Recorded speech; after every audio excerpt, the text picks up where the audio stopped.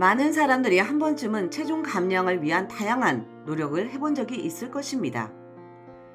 체중 감량에 성공한 여러 사람들의 썰에 따르면 누구는 죽어라고 운동을 했으며 또 누구는 고구마 또는 달걀만 먹는 원푸드 다이어트를 했다고 하기도 하며 또 다른 어떤 이는 저탄고지, 즉 탄수화물을 극도로 줄이는 방법으로 성공했다고 말합니다. 이런 여러 가지 다이어트 방법들의 세부적인 내용들은 다 다르겠지만 궁극의 목표는 식사량 감소를 통한 공복 유지 상태에서 축적된 지방을 태우는 것이겠지요. 그러나 먹는 것을 장기간 줄이는 것이 쉽지는 않습니다. 그래서 스스로의 의지로 먹는 것을 통제하는 것이 어려운 경우에는 체중 감량 보조제의 도움을 받기도 하고 더 나아가서 질병 상태의 비만인 경우, 즉 BMI 30 이상인 경우에는 식욕 억제제 등의 치료제를 사용하기도 합니다. 그렇게 체중 감량에 성공했다고 하더라도 늘 문제는 다시 체중을 회복하는 요요 현상에 직면합니다. 일론 머스크가 사용해서 화제가 된 세마글루타이드를 주 성분으로 한 위고비의 경우에도 68주간 투약하여 체중을 감량한 이후에 1년 정도만 지나면 감량한 체중의 약 3분의 2 정도를 회복하는 것으로 보고되어 있습니다. 68주, 약 1년 4개월 정도의 기간 동안 몇 천만 원의 돈을 들여서 살을 뺐는데 결국 1년 만에 회복하는 셈이지요. 이렇게 우리를 좌절하게 만드는 요요 현상이라는 것은 일정한 체중 감량 이후에 다시 체중을 회복하는 현상으로 장난감 요요가 위아래로 반복해서 움직이는 모양을 보고 미국의 심리학자 켈리 브라우넬이 처음으로 사용한 용어입니다. 이러한 요요 현상이 나타나는 여러 가지 요인이 있을 것입니다. 그 중에서 누구나 공감하는 내용은 다이어트 전보다 더 많이 먹는다는 것이지요. 우리를 이렇게 더 많이 먹게 만드는 원인은 무엇일까요? 내 뇌의 어떤 영역이 이렇게 더 많이 먹게 만드는지 살펴보겠습니다. 우리 뇌 중에서 아몬드 한 알 크기에 불과한 시상하부는 활골핵, 배고픔 센터, 포만감 센터 등으로 기능에 따라 영역을 구분할 수 있습니다. 지난 영상에서 GLP-1 유사체, 예를 들면 삭센다나 위고비 등이 이 활골핵에 작용해서 배고픔을 느끼지 못하게 만든다는 내용을 언급한 바 있습니다. 그러면서 동시에 뇌에는 이런 유사체가 결합하는 GLP-1 수용체가 여기저기 존재하며 실제로 활골핵보다 더 큰 역할을 하는 영역이 있다고 설명했는데요. 그 영역이 바로 레터럴 하이포탈라머스 외측 시상 하부입니다.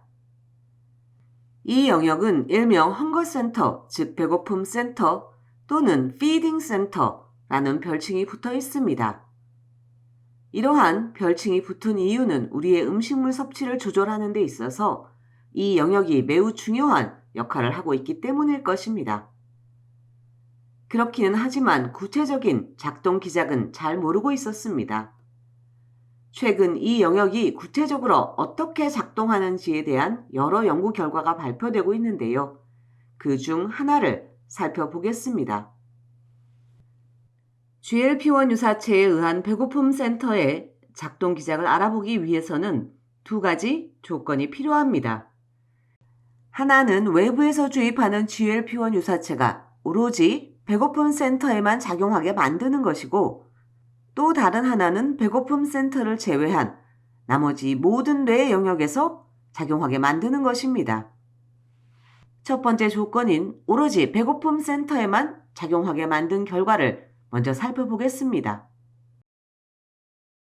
시상 하부 배고픔 센터에 GLP-1 유사체의 한 종류인 엑소나타이드를 미세 주사기를 이용해서 직접 주입합니다. 이 방법은 한두 시간의 짧은 시간 동안 배고픔 센터에 있는 수용체에만 GLP-1 유사체가 작용하게 만듭니다. 최적 농도의 엑소나타이드를 맞은 이 수컷쥐는 조도 거의 안 먹는 상태, 먹이 섭취량이 90% 가까이 줄어듭니다.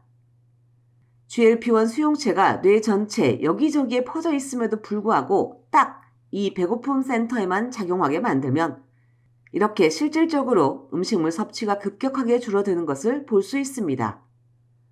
이러한 행동 패턴 이외에도 분자생물학적으로 배고픔을 감소시키는 신호 전달 분비가 급격하게 증가하는 현상을 확인할 수 있습니다. 그런데요, 암컷에서는 조금 다른 행동 패턴이 나타납니다. 암컷에게 동일한 실험을 해도 이 암컷은 먹는 양이 크게 줄지를 않습니다. 이는 수컷과는 다른 결과입니다. 그런데 재미있는 현상은 생리 직전인 가임기와 엑서나타이드를 맞으면 수컷과 유사하게 먹는 양이 확 줄어듭니다. 그럼 오로지 배고픔 센터에만 GLP-1이 작용하지 못하게 만들면 어떤 결과가 나올까요?